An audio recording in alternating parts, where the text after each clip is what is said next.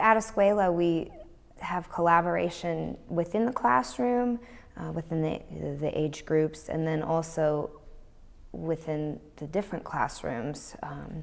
So there's collaboration between the seniors and the toddlers, for example. So that crossover is pretty incredible to see.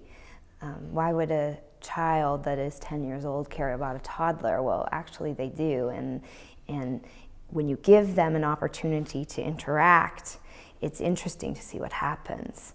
For example, the toddlers take their morning walk, where they walk together, and their job during their walk is to, learn maybe to zip up their coat first and watch the leaves fall and see how the chickens are doing today. And then when the seniors come along and accompany them, their job is to hold their hand and help them so they don't trip and fall, and help them talk about the chickens and watch the leaves fall.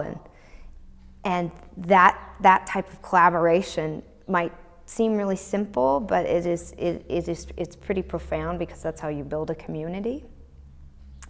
Within the classroom, the children collaborate academically, and that's where you see some really impressive things happen.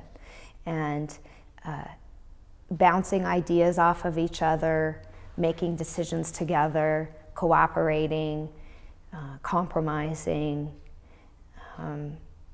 That's the process of collaboration that we see every day in group work. So we allow kids to work in a group, and we guide them on how to do that. And you have to learn how to collaborate, right? So you depend on your teacher to give you examples of how to do that.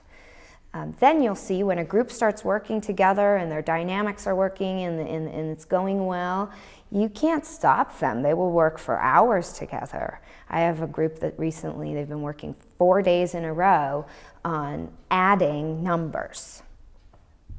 So they put out material, and these are the bead bars, and they make these long, long snakes, we call them, of bead bars. And they go on and on and on, and then the children together, they add together each bead bar, and then they get a final answer, which seems like maybe a fairly mundane activity. But in the group, they will do it for 4 days straight, because not only are they learning how to add, they're working together, and they're being social, which is what this age group wants to do the most. So isn't it great that they can be social and work together while they're learning to add, instead of being forced to sit and do their own work, and then eventually they can just be social on the playground? Well, the playground only happens for half an hour a day, so you need to figure out how to let them collaborate and be social throughout the entire day, because they will do it. And so do it in a way that it combines learning and learning how to work together. The community is more than just the classroom, it's the outdoor environment as well. And so around our campus, you'll see that we have a chicken coop, and we have garden boxes, and we have gardens, and various environments where the children are, taking care of the chickens, and they're planting, and they're learning from that process as well.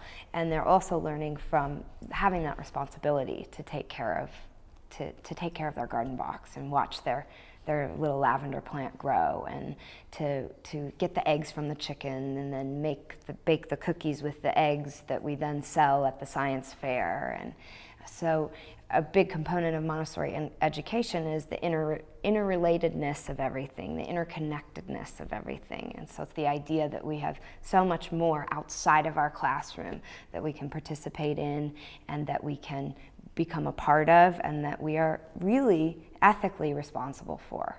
And the children definitely have a sense of that on our campus. It feels like one big, huge home classroom. It's their community. The idea is that it's a community. It's just not a room where we study. It's a place where we interact, and where we respect each other, and where we help each other, and where we're really excited about learning. And that's why what I love the most about my job is learning with the children, and telling them and great story about some new concept that they've never ever known before, and watching that spark of enthusiasm or excitement happen for them. We like to think of our school as one big huge classroom without any doors. Do you know what I mean? So there's this kind of fluid sense of community. That's a pretty special component of the place, I think.